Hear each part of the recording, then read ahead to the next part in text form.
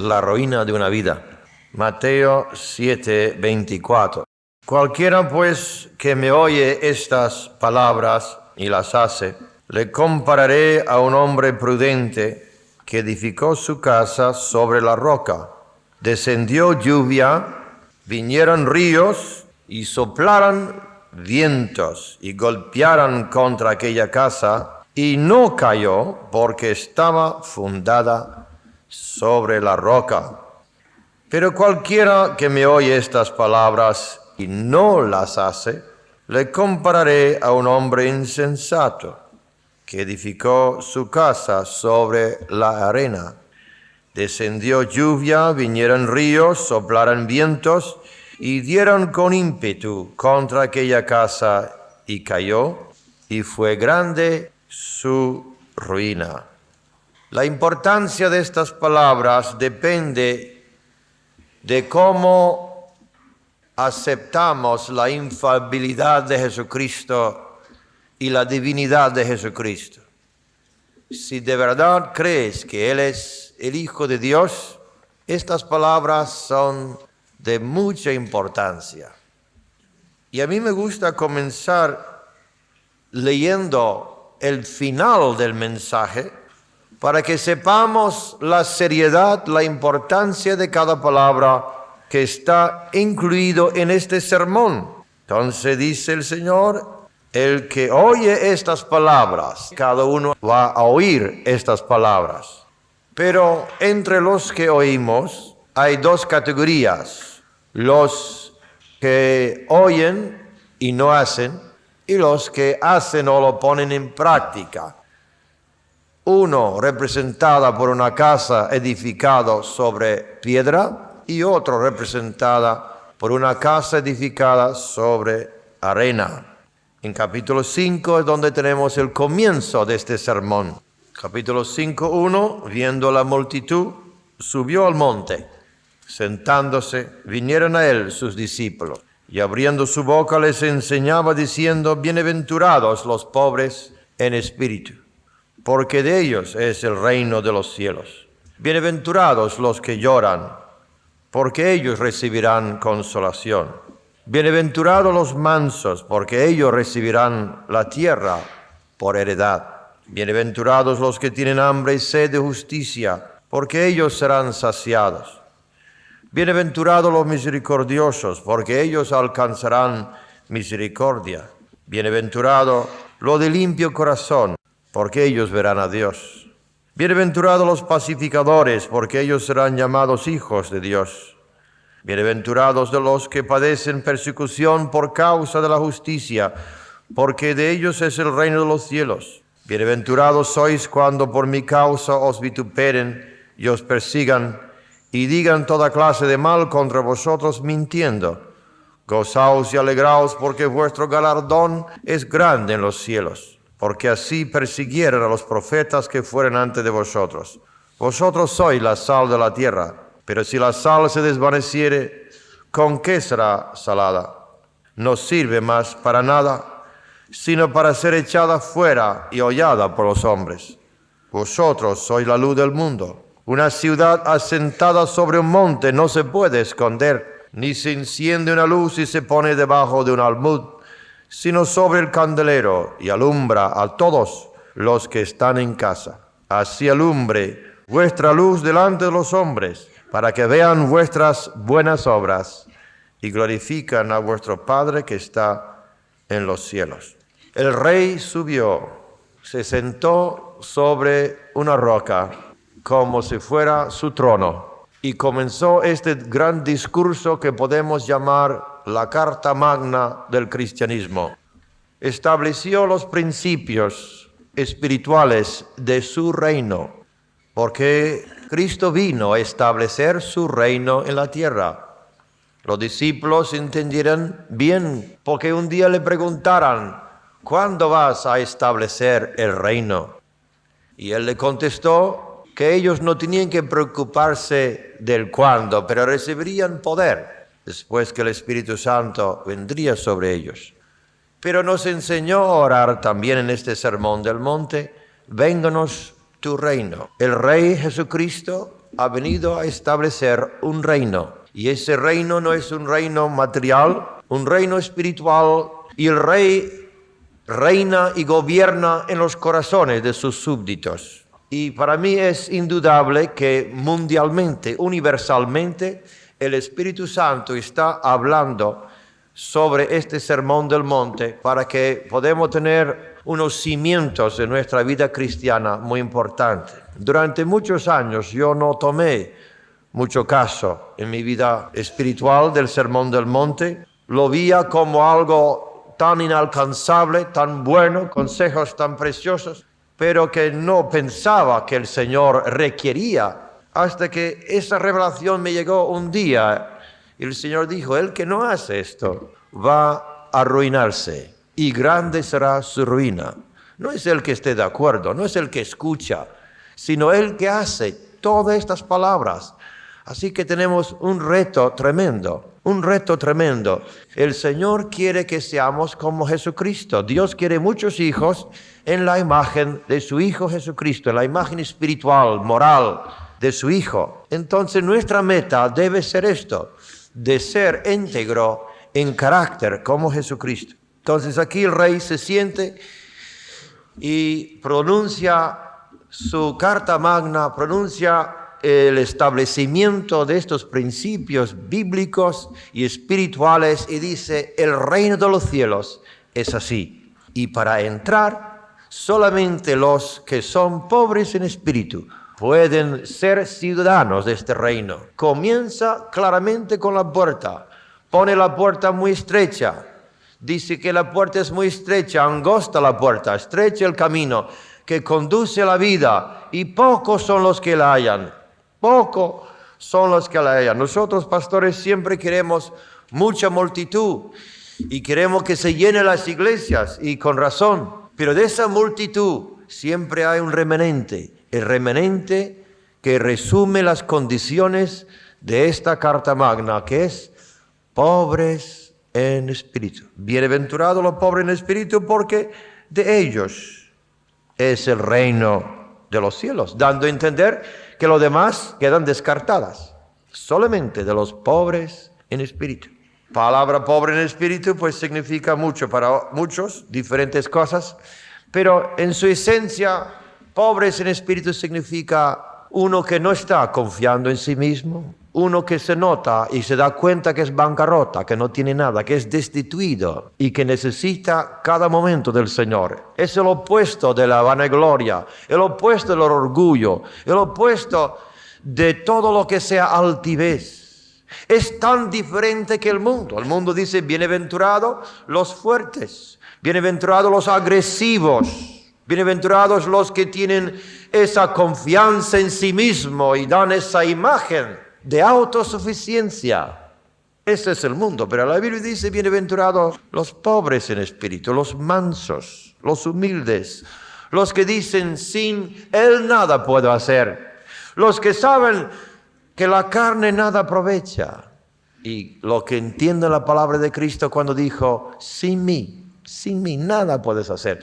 Es totalmente un mundo opuesto. El mundo dice, por mis fuerzas, por mi inteligencia, por mi talento, por mi intelecto, por mi dinero, por mi agresividad, por mi autosuficiencia, voy a vencer, voy a ganar, voy a conquistar, voy a lograr mis metas. Y el Señor dice, los mansos heredarán la tierra, los mansos. Los pobres en espíritu también da el entender de los quebrantados de corazón, los contritos de corazón. Los que están arrepentidos no significa que están siempre deprimidos. El gozo más grande que un ser humano puede tener es cuando está limpio. Y cuando está limpio es cuando se ha arrepentido delante de Dios de toda la escoria que ha amontonado tanto en espíritu como en su cuerpo. Y esos arrepentimientos es lo que hace recrear nuestros espíritus y gozarnos en la presencia de Dios. Pero cuando hay algo en nosotros que es contrario al Espíritu Santo, entonces hay tristeza, depresión. Entonces el pobre en espíritu no es débil, No es el temeroso, no es el que va arrastrándose, sino el que reconoce que su fuerza está en Cristo y que Dios nos ayuda a sacar fuerzas de nuestras debilidades. Los que han aprendido como Pablo cuando dijo, cuando soy débil, soy fuerte. Y solamente estos pobres en espíritus que a veces también sufren en este mundo porque el mundo le pisotea. Y nosotros decimos, nadie me va a pisar a mí, nadie va a tomarme el pelo a mí, yo mando yo. Pero el que es vituperado, dice Cristo que debe regocijarse en el Señor. Gozaos y alegraos porque vuestro galardón es grande. Bienaventurado, la palabra bienaventurado significa dichoso y también significa alegre, feliz, gozoso. Feliz son los pobres en espíritu, feliz.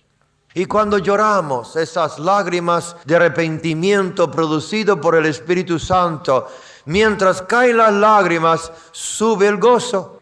Paradojo que nadie lo entiende hasta que lo ha experimentado. Caen las lágrimas y sube el gozo. Bienaventurados los que lloran por sus propios pecados y lloran como Cristo lloró por Jerusalén. Si hay momentos de tristeza cuando lloramos por los hijos descarriados, cuando lloramos por la iglesia, por las ovejas y por las ciudades y por el mundo, pero juntamente con la intercesión, juntamente con la oración por las almas, hay una paz y un gozo que nos sostiene. Si no, el Espíritu vendría abajo. Jeremías, con sus lágrimas, necesitaba también el aliento del Espíritu Santo para levantarlo. Si no, el peso sería demasiado grande. Bienaventurados los que tienen hambre y sed. ¿De qué? De justicia, de estar justo, de pie delante de Dios. Porque pronto o tarde, hermanos, cada uno aquí tiene que estar de pie delante del Señor Jesucristo. Cada uno seremos juzgados según esto, según el fruto de nuestras vidas. Porque el árbol bueno no puede dar malos frutos, el árbol malo no puede dar buenos frutos. Por su fruto se conoce. ¿Qué es lo que tenemos dentro? De por sí, por nuestras propias fuerzas e inteligencias, somos todo trapo e inmundicia. Si hay alguien que tenga vida espiritual es porque Dios le ha puesto ahí. Estuve leyendo un sermón de David Wilkerson, el autor del libro La Cruz y el Puñal.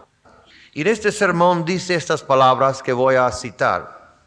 Dice, hace una semana tuve una gran experiencia de 6 horas con el Espíritu Santo cuando Él me llamó y me dijo, ven.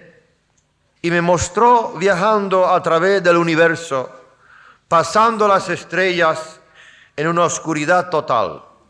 Pero no tenía miedo porque estaba viajando más y más hacia la eternidad. De pronto el mundo me pareció tan pequeño, ya no se veía nada de él, no era más que una partícula en el espacio. Yendo hacia su presencia, mientras más me alejaba del mundo y de todos los elementos miserables, más gritaba yo, no soy nada, no soy nada, no tengo nada, no he hecho nada. Pude percibir la nada total del hombre, su vacío, y pude decir, todo es gracia y misericordia solamente.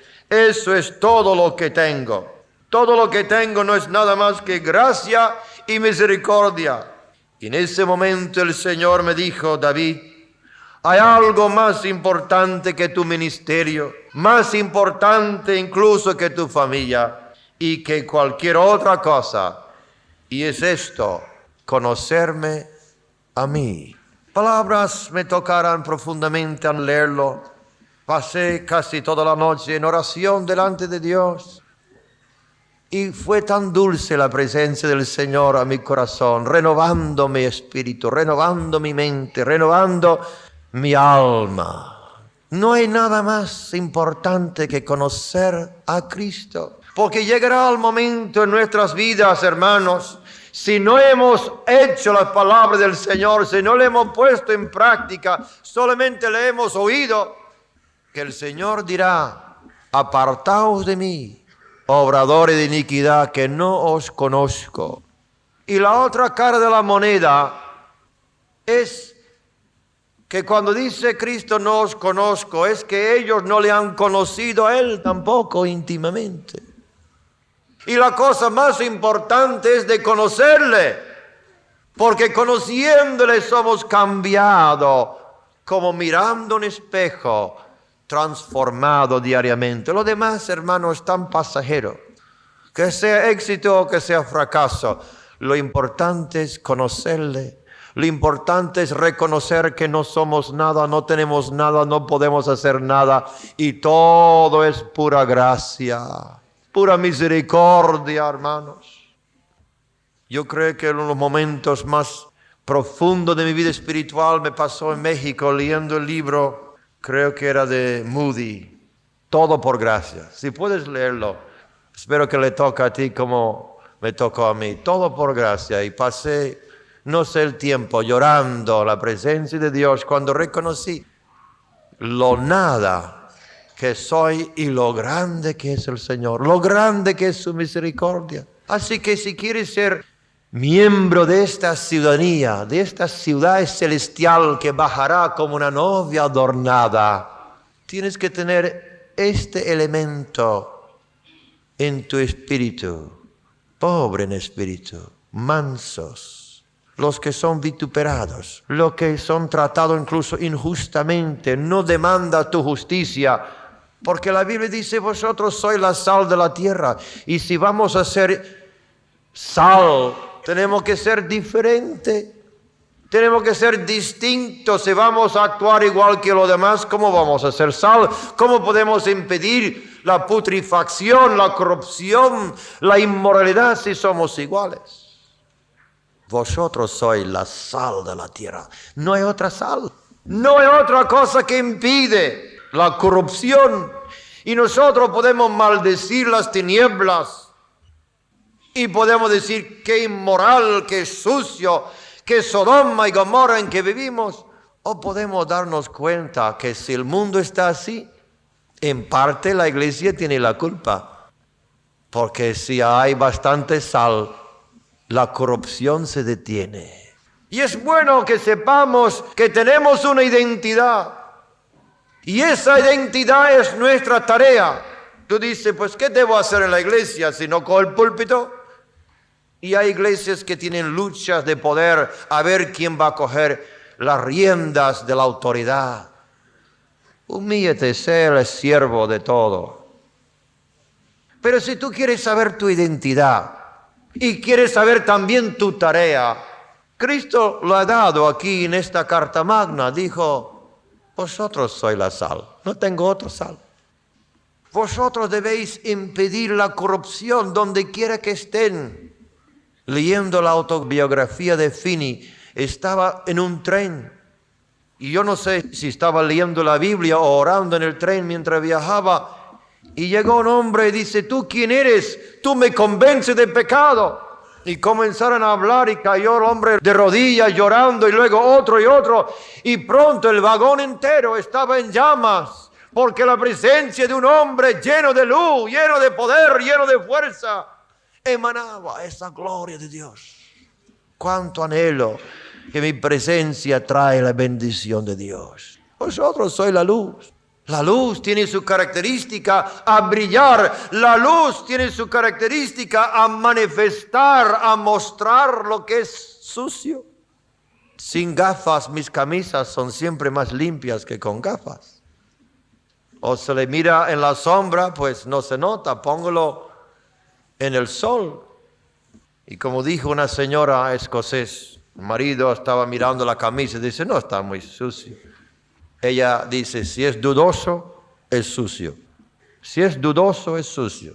Y es una regla muy buena para la moralidad. Si tú preguntas, ¿será bueno o no? Si es dudoso, déjelo.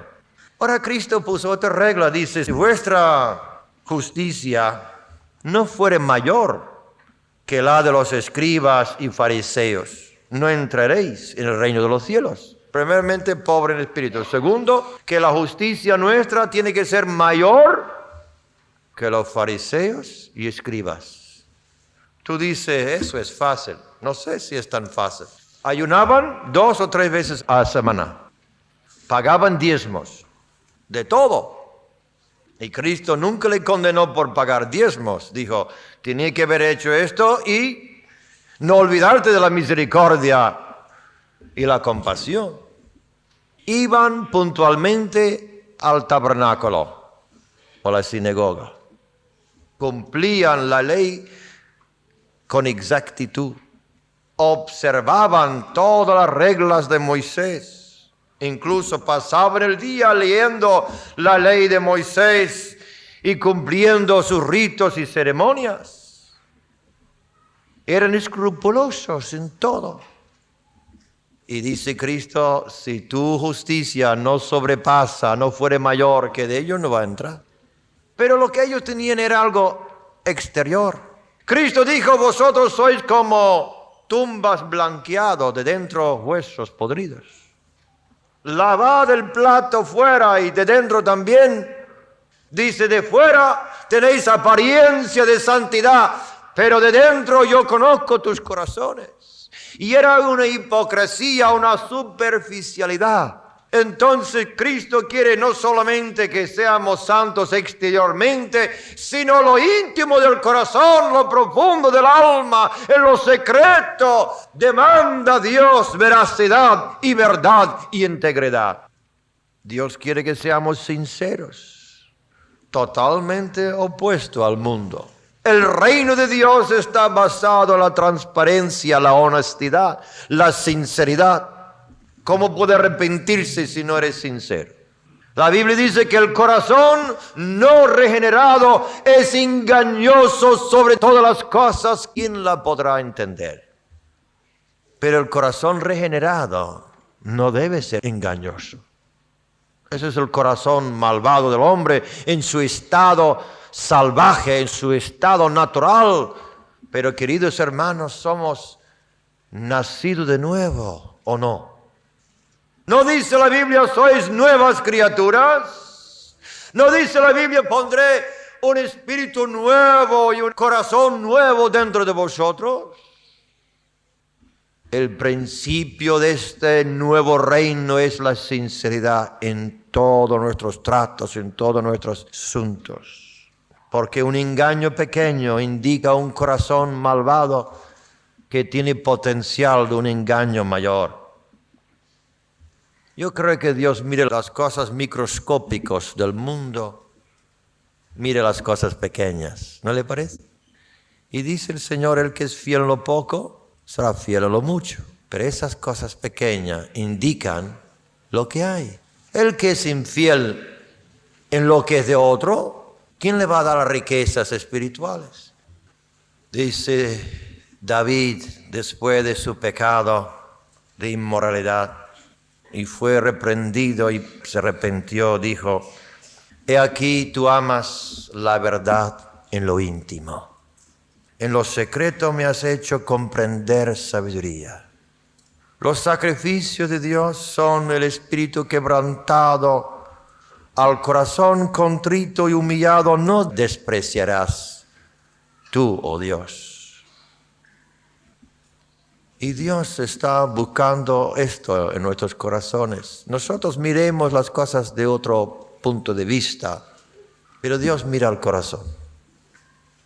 Y yo creo que debemos ser limpios de corazón, no solamente porque las circunstancias nos obligan, porque estamos en circunstancias especiales, en comunidades o que estamos casados, sino por el mismo carácter. Lo que tenemos dentro indicará nuestra forma de vivir. No porque las circunstancias nos rodean y nos limitan. Bienaventurados los puros de corazón, los sinceros, los honestos, los transparentes. Bienaventurados los quebrantados, los contritos, los humillados. Vosotros sois la sal de la tierra. Pero parece una cosa ridícula, hablando con un grupo de 12 hombres, uno de ellos le iba a traicionar. 12 hombres, la multitud estaría más abajo, pero él subió con los 12 Y 12 hombres humildes, la mayoría sin cultura, algunos pescadores, otros antes ladrones, cobradores de impuestos, dice: vosotros sois la sal de la tierra. Pero ¿está en serio, Señor? ¿Estás en serio? ¿Estás en serio? Pero el Señor podía ver mucho más adelante que ya esa sal está controlando, ya cambiando las leyes y las reglas. Qué bueno que los cristianos llegasen a ser políticos. Sí, decimos, políticos son todos engañadores. ¿Por qué no vamos a cambiar las cosas? Tenemos que estar en toda esfera del mundo, en todo nivel del mundo como sal. Donde quiere que esté, ahí está la sal. Amén, hermano. Preservar la sociedad en que vivimos. Debemos ser honestos, debemos ser trabajadores, debemos cumplir con nuestras palabras. Entonces los que son miembros de este reino, gloria al Señor, van la segunda milla. Es íntegro, no le motiva el dinero. El ciudadano del reino nuevo no es motivado por el dinero. Tiene motivaciones mucho más altas. Y cada día está edificando su casa porque lo hace en obediencia a la palabra del Señor. Cada día está tejiendo su vestido, un vestido de lino fino que llevará durante la eternidad. ¿Te das cuenta que aquí estamos nosotros tejiendo? La Biblia dice en Apocalipsis 19:8, el lino fino son las acciones justas de los santos. Cuando hablamos de justicia, siempre hablamos de la justicia imputada que el Señor nos cubre. Y esa predicación que he escuchado miles de veces, el Señor no ve mi pecado, solamente ve la sangre de Cristo. ¿Será que el Señor es ciego? Él ve la sangre de Cristo cuando se está arrepentido, pero si no, el pecado lo ve claramente. Entonces la Biblia dice que ese lino fino no es una justicia de Cristo, sino una justicia que, según la traducción del griego, las acciones justas de los santos. Cada acción justa, motivada justamente, te vas tejiendo una bellísima vestido para la boda del Cordero. La ley de este reino o la regla de oro, ¿sabéis cuál es? Haced al otro lo que te hace, pero un poco más. ¿Cómo es la ley de oro? A lo que te hacen, págale con el doble, ¿no? ¿Cuál es la regla de oro? Vamos a ver si me puedes contestar. La ley de oro en que se condensa, se resume todos los profetas, toda la ley de Moisés se resume en una regla, en este principio espiritual del Sermón del Monte, cuando dice Cristo: así que todas las cosas que queráis que los hombres hagan con vosotros, no lo que te hacen, sino lo que queréis que hacen, así también haced vosotros con ellos. ¿Te han hecho mal? Bendícele. ¿Tienen hambre tu enemigo? ¿Qué dice la Biblia? ¿Tu enemigo tiene hambre? ¿Qué hay que hacer? Dale de comer. También para entrar en este reino hay otro requisito. Le vamos a poner cada vez más difícil. Para entrar en este reino no es solamente levantar la mano y firmar una tarjeta de decisión, sino la Biblia dice: buscad primeramente el reino de Dios y su justicia, y todas estas cosas os serán añadidas. Las cosas diarias, las necesidades que tenemos materiales. Para entrar en este reino tenemos que buscarlo en primer lugar, tener nuestras prioridades correctas. Y el ciudadano de este reino es diferente, hermano. Es sal, es luz, es distinto, es misericordioso. Dice Cristo: bienaventurados los misericordiosos, alcanzarán misericordia. El ciudadano de este reino es pacificador, no es contencioso. Cuando te ponen las luces altas, cuando estás de noche manejando y te meten las luces en los ojos. La ley natural de la carne es darle lo mismo. Yo hice esto, tenía 19 años, estaba manejando a la medianoche y un coche estacionado con los faros muy altos. Hice para que bajara y no bajó, entonces tenía un faro de estos que salía de la ventana, un foco grande, y le metí en la cara. ¿Y sabe qué me pasó? Eran policías. Me metieron en la cárcel. Es la única historia de cárcel que tengo yo. Esa noche me metieron preso en la cárcel. ¿Por qué no cumplí la ley de Dios? Lo pagué bien, lo pagué caro. Buscad primeramente el reino de Dios. El que está dentro es misericordioso, es pacificador, no es contencioso, es compasivo, sabe perdonar. Y qué difícil es perdonar, ¿verdad? Porque dice Cristo, si no perdonas, no serás perdonado. Queridos hermanos, este reino es de otro mundo. Queridos hermanos, sin Cristo reinando en mi corazón es imposible que yo cumpla estas reglas. Pero esa luz, gracias a Dios, no es solamente una reflexión del cielo, sino es una luz que Dios ha puesto dentro. De dentro podemos reflejar la vida, la energía de Dios. Y si nuestras baterías van para abajo, entonces la luz va menguando. Si el aceite del Espíritu Santo se va gastando, entonces la luz del candelabro se va menguando hasta apagarse. Queridos hermanos, necesitamos el aceite divino, la vida de Dios, la energía del cielo para que seamos la luz. Y si vea que en tu sociedad, que entre tus amistades, no eres luz, es que algo pasa con la fuente de energía que tienes dentro.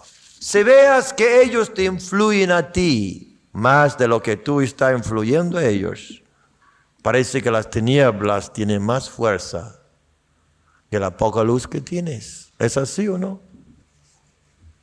Hicimos una escuela hace unos años, unos 7, 8 años, llevé una escuela cristiana e hice un error grande, que hasta el día de hoy me pesa por este terrible error que hice.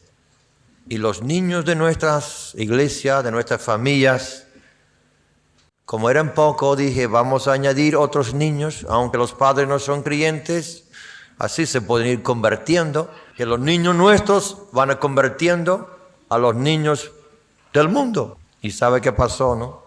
Los niños del mundo fueron convirtiendo a los niños nuestros. Y solamente en un grupo, en un pequeño grupo de chicas, quedaron 5 embarazadas en esa escuela, antes de matrimonio. Y es la desgracia que tenemos que vivir actualmente, que las tinieblas están influyendo a la iglesia más que la iglesia influye a las tinieblas. La música influyendo a la iglesia en vez de la iglesia influyendo al mundo. Tomamos de los hábitos de ellos en vez de ellos aprender de nosotros. Somos la sal y esa sal no se puede desvanecer, tiene que guardar su salinidad, su fuerza, su sabor, porque el mundo está lleno de sinsabores y si la iglesia no tiene ese sabor, ¿con qué puede bendecir a los demás? Estás sembrando, estás edificando, estás tejiendo y el que siembre a la carne cosechará corrupción. Y la carne no es solamente las pasiones juveniles, la carne significa todo lo que no está bajo el Espíritu Santo. La intención de Dios es en 3 cosas. Dios tiene 3 intenciones, 3 R's. Puede recordarlo con los 3 R's. Redención, reconciliación y recuperación de los perdidos. Y si lo que estamos haciendo entra en esas categorías de redimir, de reconciliar al hombre con Dios y las familias y de recuperar al que ha caído, entonces estamos sembrando para el Espíritu. Si es para otra cosa, entonces estamos sembrando para la carne. El que oye mi palabra y las hace. La palabra que no aplicamos crea en nosotros áreas oscuras. Aquí está el peligro de escuchar la palabra de Dios.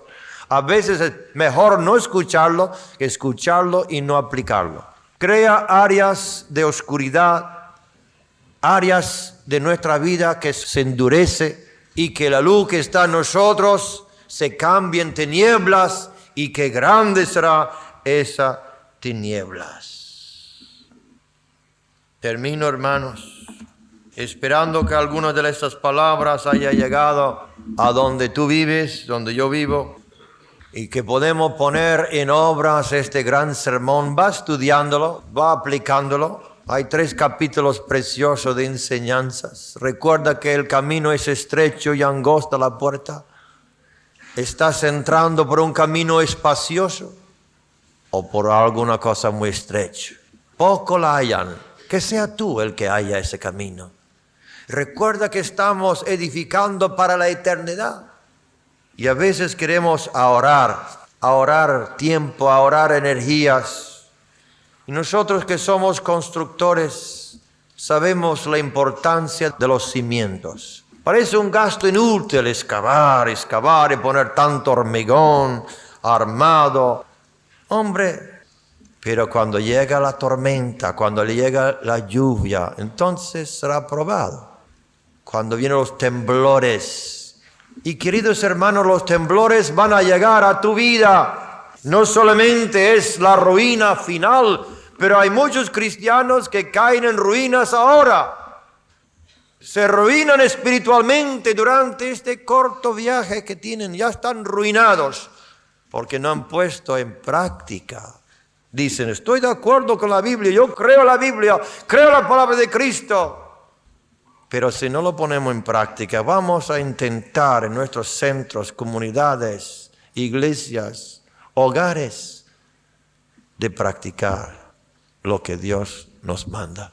Con su ayuda podemos hacerlo. Entonces seremos luminares, resplandecientes, luz en el mundo. Tú en tu trabajo ahí donde estás.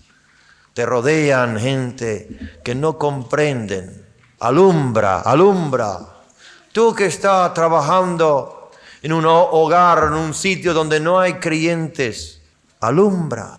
Tú que eres el único creyente en un hogar, sea sal. Salva tu propia familia orando por ellos. Sea sal, sea luz, porque el mundo depende de nosotros. Si no, se irá a la corrupción. Que Dios nos ayuda y que Dios nos estimula y que Dios nos inspira para ser como Jesucristo. Una pequeña luz en Galilea. ¿Y dónde llegó esa luz? Porque aunque tú tengas una vela, ¿verdad? Una vela pequeña. Si hay otro que tiene otra vela y tú le compartes tu luz, luego hay 2. Y luego otro y hay 3 y 4. Vosotros sois la luz del mundo. Gloria a Dios.